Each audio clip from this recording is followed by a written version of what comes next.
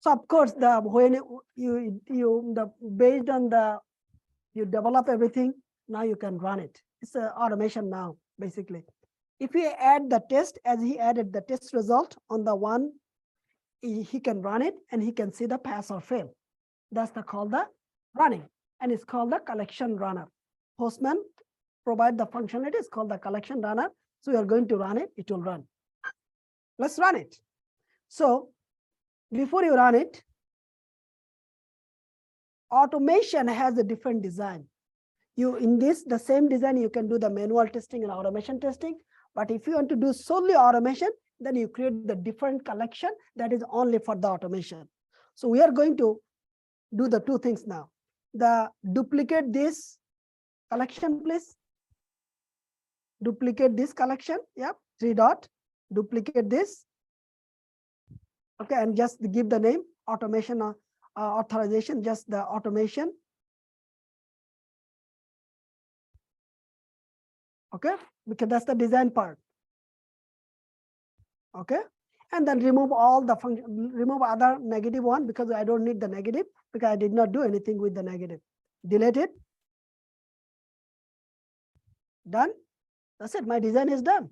It's simple. It's my brain. Okay, now let's run it. It will be the dot on the, we're going to run because everything is working. It's a touch latch, right? We do not need to touch anything. Everything should work. So click the 3 dot on the automation, the authentication or automation, the authorization. Okay.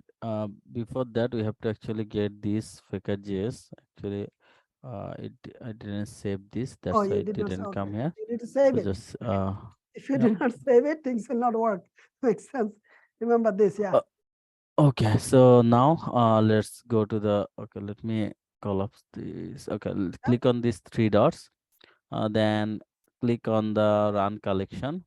Yep. So let's stay there. This is the Postman providing by default. Okay. So here is the number. So many things. Run manually, schedule run, automated run through the CLI. Run manually means you are running here. Schedule runs means Postman also provide the monitoring. They have a web interface, run the monitoring. Many company buy, so you can run their environment. You do not need to have the Jenkins. You do not need anything. They charge money based on the times you are running all your API. So if you have a 200 API, you need to run 10,000 times. You have two options. One is you can set up your own Jenkins server. The cloud apps can do this, or company can buy it and the company pay to the Postman. It will be running itself, flawless. Again, this decision comes from the company, not you.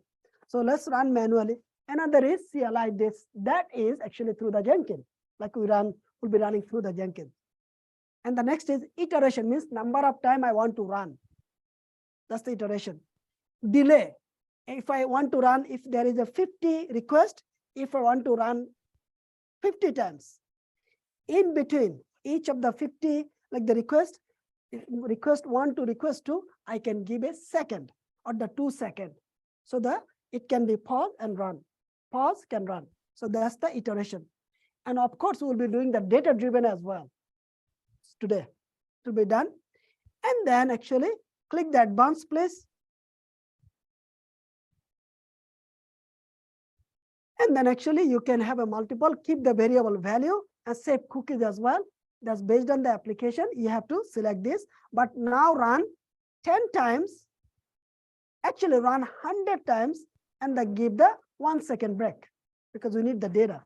We need the data in the database so we can run the database query. So run the 100 times, please, and give the 1 second break. So we need the 200 second. Well, yeah, I don't know. 1,000 milliseconds, maybe 2. Okay, go ahead. Run.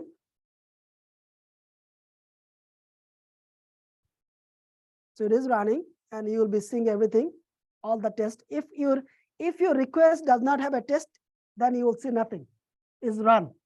That's the reason before you run the collection, make sure you add the automation. Let's run it, we pause it. Okay, so it is running, right? Still running? Yeah. So it is running. And then you can click the console by the way here. So let's continue. Click the console from the bottom. In the console, it shows. In the console, it shows each time. So it is showing the error, whatever it is getting, it is showing you.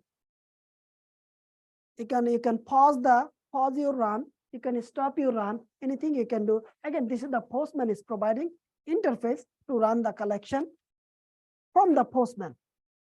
Good. But basically, this is the things. It goes to the Jenkins or the another CI/CD tools, so that after the new development is complete, your automation can run, which is we call the part of the CI/CD. So it is running.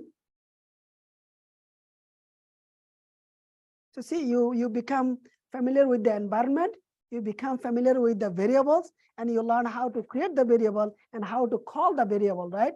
And you learn how to actually capture the dynamic data from the response body is storing in the variable, touchless, right?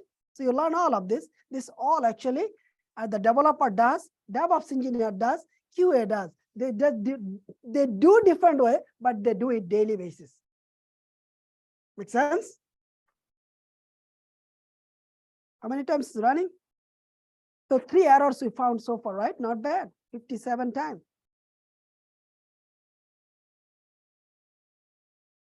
So let's pause it.